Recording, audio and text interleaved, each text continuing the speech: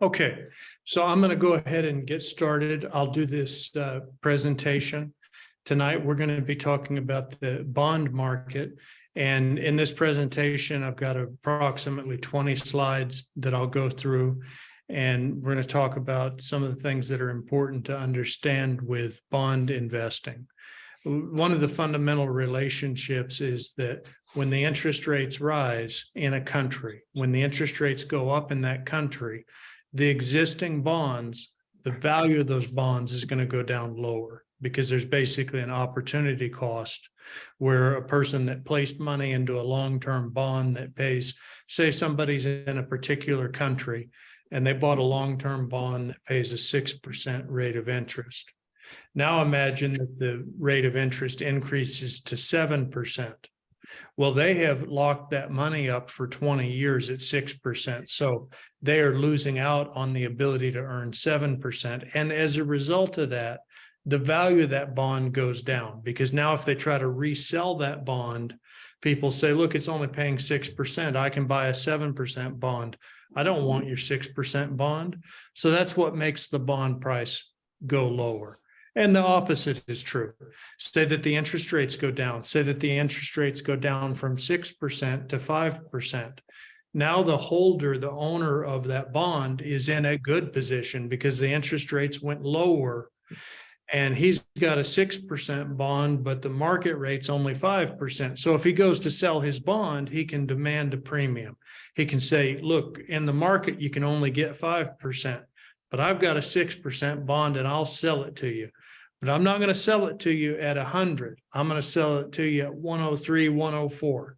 So that is basically the mechanics of it in a simplified version. And bonds have such a fascinating history. This is one of my absolute favorite graphics. It actually shows Napoleon Bonaparte's, one of his horses. He actually had several horses. But this horse here, you can see the actual brand. That right there is a little crown. There's a crown that is brown and there's an N for Napoleon. So it's fascinating. This horse was called Vizier in a museum. The way this relates to bonds is a lot of the bond market, one of the factors that drove the development of the bond market was actually wars with France. So the first official government bonds were issued by the Bank of England in 1694. And this is something that these bonds, when they were issued as what are called consul bonds. A consul bond is unique because it never pays off. It pays interest in perpetuity. Forever, it's going to make annual interest payments. So these consul bonds lasted a long time before they finally were paid off. But it's a very interesting history. And what a beautiful horse, just a nice looking horse there. So this is also tied in with Nathan Rothschild. One of the ways that he made such a fortune, a very well-known European Jewish financier, he founded a family banking dynasty, and he actually handled loans for the campaign against Napoleon. So they were trying to raise money for a campaign against Napoleon, and he stepped in and he was able to organize some loans using bonds, gilts, and we'll talk about that a little bit more. So it's actually an interesting story because when Napoleon was defeated at the Battle of Waterloo in 1815, there was a period of time back then when news didn't travel so fast. So it wasn't like today where we have the internet or the phone. Back then, it could take a day or two or three for news to reach different parts of the world when it was carried by messenger on horse. And there is a rumor, it may be true, it may not be true. It's more of a legend that actually one of the ways that he may have known ahead of time what happened was a carrier pigeon was sent carrying the message. So that may or may not be true, but it's a great story. in terms of that. And then what he was able to do, because he knew ahead of time the outcome of the battle, he knew that the bonds were going to be very valuable. So he was able to swoop in and buy up a massive amount of bonds at the trading floor while people were not sure. And he gave the impression to people that there had been a loss, and this made them more likely to sell. And then he basically was able to, with his friends, buy up all of this debt. And when news finally arrived that it was a victory, well, those bond prices went up quite high. And it's a great story. So, okay, let's talk about why do people buy bonds? You know, bonds are in many ways considered kind of a boring investment. It's just you get interest, but they provide a predictable income stream. And these bonds, typically they pay interest 2 times a year. Biannually is when these bonds pay, 2 times a year. You can find bonds that pay different, but kind of the norm is 2 times a year, every 6 months, biannually. And there's a difference between biannually and biennially, because that actually, the second word spelled with an E means the interest is paid every 2 years, but biannually spelled with an A, the interest is paid twice a year. So you want to watch your documents if you ever buy a bond that's non-traditional private bond, make sure it says biannually, not with an E. If it says an E, that means you're getting a payment once every 2 years, not twice a year. So little difference there. They can help to offset the exposure to more volatile stock holdings. If any of you think about that, it's a lot of people, they're like, well, you know, stocks, I can make more money on stocks, so I just put 100% of my money in stocks. Wrong. That's the wrong approach. It's important to have a percentage of your money in bond and a percentage of your money in stocks. So companies and governments use bonds to finance debt. They use bonds for a lot of purposes, also to finance wars. And we see bonds right now being used in Ukraine to finance the war.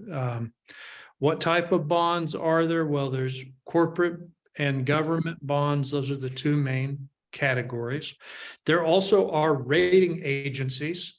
Rating agencies are agencies that have experts that spend all their time trying to predict if the company's in good financial health. They try to think, you know, that company gave me some financial documents, and I think I'm going to give this company a B rating or an A rating, or maybe they want to do that with a government. They also can rate governments. But these ratings determine the interest rates. They have a big impact on the interest rates, because if a rating is changed, it can have a really bad result. And we're going to talk about an interesting situation where that happened. So let's go through some key terms. And anything that you learn, it is so important, is just critical to really have a handle on the vocabulary. So, of course, there's the bond. We talked about that. The notes. You also hear the term notes. Sometimes you'll hear the term notes. Sometimes you'll hear the term bonds. Well, if you hear someone talking about a note, that usually means that the term of the debt is 5 years or less, usually. If it's over 5 years, it's more often called a bond. Now, that doesn't apply all the time. Sometimes you get people that will call a bond something where it's less than 5 years, but you need to be aware that more often, if you hear somebody talking about a note, that usually means less than 5 years. Doesn't apply all the time, though. There's exceptions. Bonds usually range from 5 to 30 years, but you can sometimes find some situations where they may last forever, for 100 years, even longer than that. You know, if we talk about the consul bonds during the time of Napoleon, those were forever. You were supposed to receive those payments hundreds of years into the future.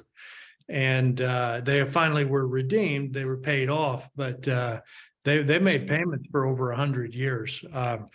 Premium and par. So this is when you initially purchase a bond, it is at a value of 100.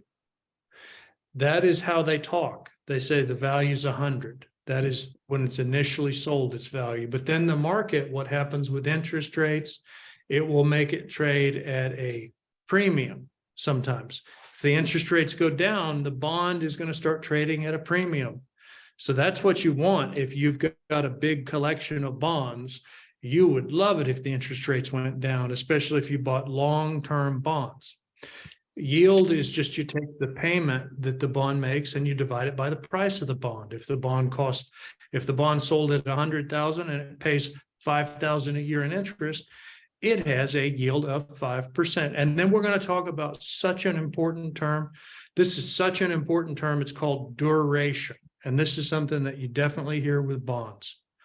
Now, most people know that you can buy bonds for different terms. Like you can buy a one-year bond or note.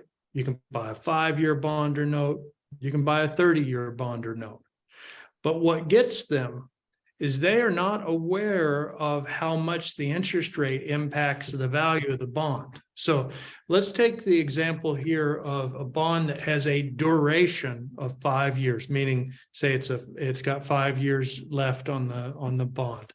And let's say that the interest rates were to increase by 1%. Well, if it's a 5-year duration, that is going to typically affect the price by 5%. If it was a 30-year duration, you could see the price affected by 30%. If it was just a 1-year duration, if it's just a 1-year bond and the interest rates move 1%, you might see the value of the bond move 1%. If it's a 20-year bond,